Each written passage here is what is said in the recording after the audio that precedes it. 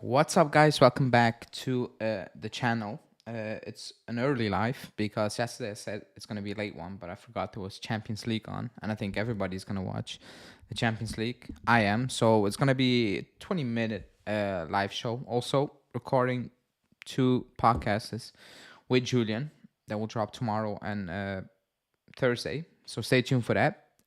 This video or this live, quick update on what the news is and basically the um, the vibe of the day, and that's I think that's obvious that the vibe of the day is that Allegri in the next 2 months, like 3 months, in the next 3 months is actually playing for players. Like what he's gonna do with this squad in the next 3 months is gonna determine if we're going to sign players. Now, the weird thing is, like, usually you would think that, if we do a terrible job in the next 3 months, you get players. That's how probably it normally goes as a club. Well, this one is not like that because he needs to do extremely well to get players in January because he needs to show that he's in a title race to get signings basically in January. So it's the other way around. It's not gonna help him. I think this like the normal way it was gonna help him to get players. But I don't really want to go into details about the players because I'm gonna do that with Julian. What I'm gonna say is that don't give him players. And yes, we need players. Like the squad is not finished, not really near close to being finished, and whatever you want to call it. Um, but you got him players last year and it didn't work out. He handpicked those players and it didn't work out. So when I agree that there needs to be a quality injection in the squad. I think that's obvious. But you cannot start signing players and then let's say at the end of the year you're like, yeah, it's not working out. And then what? Because if you sign a player like Hoiberg and you sack Allegri, then what's the point?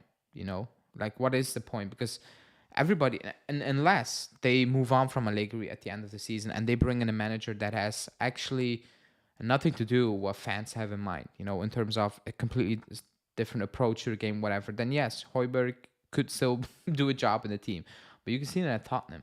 When you have a coach that wants to play a different type of football and whatever, certain players are not getting in that squad. Same goes for Rabiot. What I've said so many times, if you want to give Rabiot a new deal, and I don't want him to get a new deal, but it only makes sense if Allegri stays. So that's why I'm like, contract talks about Rabiot. You want to do that, wait until the end of the season. Same goes for certain players being named. Like Thuram. I like Thuram, but also I believe it will suit Allegri more. But what does that mean if you move on from Allegri at the end of the season or somehow he leaves? I don't know. Just pick out the scenario you want to pick out. It's too early, and we do need signings. I get that. So it's a bit double. But if we sign certain type of players, then I'm saying no. Because I don't see improvement under this coach. Unless you give him star quality, ready-made players, then yeah, he can do a job, I guess. But we're not going to do that because we're not that club at this moment in time. We're far away from that club at this moment in time. And it'll take a couple of years to be that club again. And to become that club, this project, whatever you want to call it, the next couple of months need to be spotless. It needs to be great. It needs to be about developing, about improving, and that's not happening at this moment in time. So it's all good reading news about Turam and I don't know Zakani today or whatever, Hoiberg, and name the players who have been linked with for January. I think it's too early to talk about that already. But the story behind that is not too early to talk about because he needs to do extremely well to get players. Because the story is, if he's in a title race, come January, the club might back him, and give him a player, depending on what will happen on Thursday with Pogba, because then the result will come out, which probably is going to be positive again. I will be absolutely stunned if it's negative. So he's gone, and it's not easy. It's not easy to say no to players. That's one, because at the end of the day, the players, like quality players, are gonna help this team 100%. But when you sign certain players and you have a certain coach, fine. But if everybody feels, and maybe I'm wrong, and the club is 100% backing Allegri for the next couple of years, then yes, you give him the players. And I mean, yes, they're gonna give him the players. But if there's some slight doubt, like even the bare minimum of doubts that what, he might not be the coach, then at that point you need to be like, as a team, we're not gonna do this. We're not gonna hand them um, certain players because we have a very limited budget, and if we kind of all waste that mid-season on players that you're not going to need the following years, then you have an issue, in my opinion.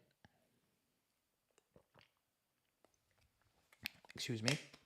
Then you're going to have an issue in the following years, basically. So it's going to be interesting, but we do need players. I'm going to discuss that with Julian in the podcast. Not sure when it will drop.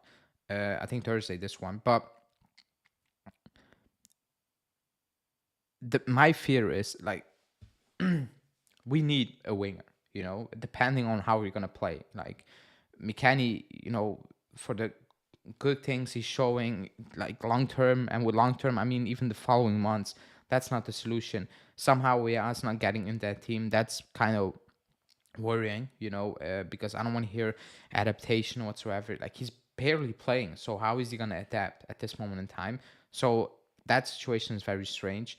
We definitely need something on the right, 100%. 100%. On the wing, left back, depending on the formation you're gonna play, we need somebody there, 100%. On the left, you have some options. Are they the best of options? You might argue no, but you have Ealing Jr. You're not using him. So the right hand side has been an issue and will be an issue, and we kind of knew that.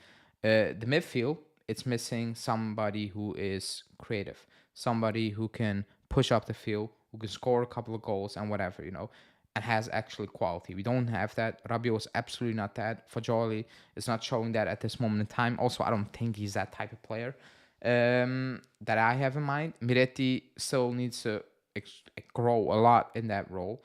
And Pogba's gone. So those two positions are extremely need for me if you're going to bring in a player in January. Defensively, I want better players, but number-wise, you're covered, But in midfield and on the right-hand side, you're not covered. So if anything is going to happen, it's probably going to be one of those positions. It's just that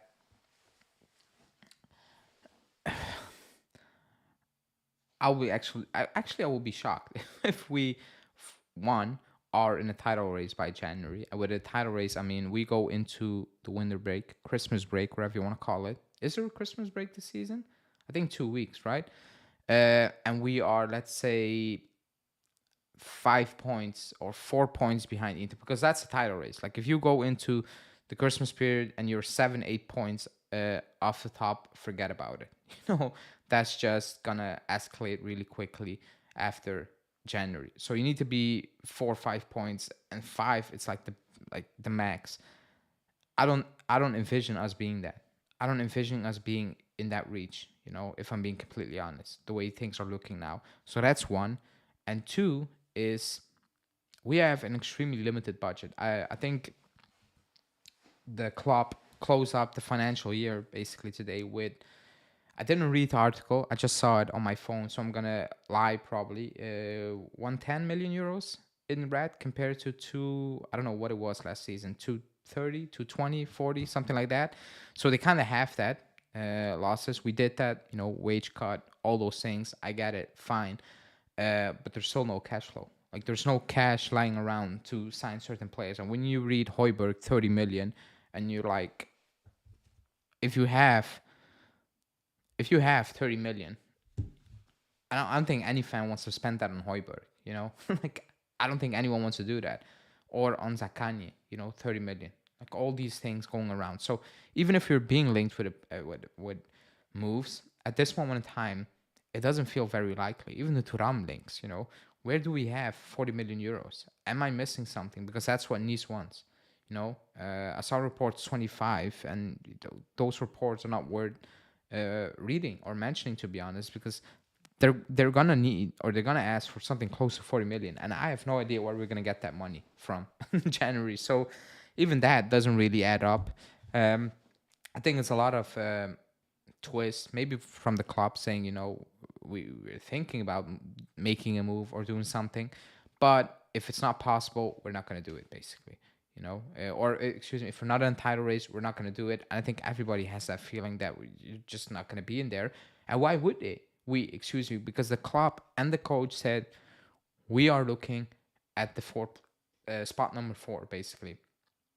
Forget about the other three teams, excuse me. We're looking at place 4. So they basically admit we're not going to be in the title race, which kind of puts making signings completely to the side already. So let's see.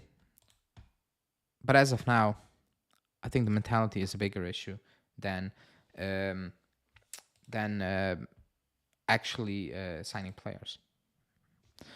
The guy doesn't deserve these players. A new manager does. And if we are serious, which we're not, we signed Thuram as a Rabiot replacement. If we were serious, we would have told Rabiot to walk away in the summer, and you have gotten Fratesi, and you had a player for I don't know how many, like 10 years to follow. I'm maybe pushing it, but like, you know what I mean. On a lower fee, like wage wise, and you had him. You didn't need to give him 7 mil 1 year signing bonus again, because that happened, agent fee, and now you need to reopen talks for a new deal. Like, if we were serious, you would have told Rabiot leave, and you would have signed Fratesi. Big fan or no big fan of Fratesi, it's the idea that's behind it, basically. But we didn't do that, so I agree. Like, we're not serious. No new additions will help the squad. What Allegri saying? Seriously, run the risk of missing top 4, and I'm that serious. I kind of get your concern. I think it's going to be a dogfight. What gives me hope is that Roma, Lazio, they're not that good. Fiorentina, they pick up wins, but they will remain Fiorentina. And Atalanta will kind of have the same type of season in terms of they will lose a lot of games. So do we, maybe, so might we, but I don't see anyone running away with that 4th spot. I don't want to jinx it, but by the looks of it, if I look at what's in the race for that last top 4 spot, number 4, basically, place 4, I don't see anyone walking away with it. Not us, not Atalanta, not Roma, not Lazio, not Fiorentina. So that's what gives me kind of hope, because at the end of the day, compared to the other squads, out of those squads, we have by far the best squad. So it should be just pure on quality that he gets it over the line, basically. But I kind of share some of the concerns. I do.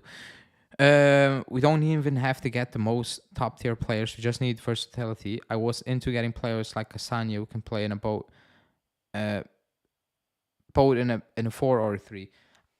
I agree. I don't agree with Cassagna. He's done. I agree with versatility, but not for those type of players. I'm sorry. That I don't agree with, because that would be a waste of money. Bringing in Castagne, versatile, but he's not good. He's not gonna help us improve. I think quality needs to be linked to versatility. Same way we are. He can play every single position. As of now, he's playing not one position, and it's all good and well if you can play position, but how good are you? I'll bring up Bernadeschi, because everybody said, "Oh, he can play multiple position." He couldn't. He was played a multiple position. He stunk in all of them. He never nailed down one position. Let alone multiple positions. So he wasn't versatile. But I get what you're saying, and that's why we're getting linked with players like Højbjerg. I'm like, hold on, why? Like, why are we getting linked with players like Højbjerg? You already have Rabiot, not extremely similar players, but like the idea behind it is like, how is that gonna help and improve us? How is that gonna make up for what we are missing in that midfield currently? Like, it's not. It's absolutely not. Can be bullshit rumors, but it's coming from good sources, so we need to take it But that's just terrible. Being linked with these type of players, it is. So um, let's see how that will go. How that will go. Excuse me. But yeah, those were the links. That was basically the news of the day, which it's weird, but it is what it is. Before our leave, 5 minutes still, because everybody wants to catch the game. So do I. Um, Torino, really quickly, an update. Not really a preview, but like just a quick update because Vlahovic is gonna miss that game. Milik is kind of, stumbling towards the finish line, so I'm not sure if he's gonna be ready for it, and if he is, like I don't know how he's gonna start. If you um, need to believe the report, so that's kind of an issue as well going into the Torino game, but no excuses. I think the big news of the week, or we're waiting for, is the Pogba thing on Thursday. If it's going to be positive or negative and whatever, because that the pre-game and the post-game will all be about Pogba, unless you get smacked by Torino. So let's see how that will go. But it's a big week, heading to the international break. I think you need to not just a win, but you need to have a clean performance to actually go into, like, you cannot leave for international break. Basically, 80% of the squad is gone with a bad feeling. Come back, have a couple of days to prep for Milan with a bad feeling. Like that's something we can miss completely.